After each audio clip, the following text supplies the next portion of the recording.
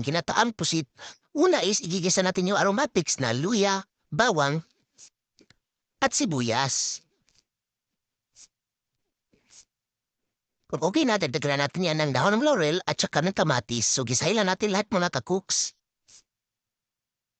Okay na siya, dagdagan natin yan ng paminta at yung ating pusit mga ka-cooks. Yun.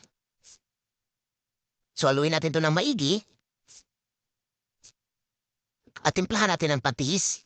Hayaan muna natin mga cooks mga 2 to 3 minutes na pagpapakulo nito.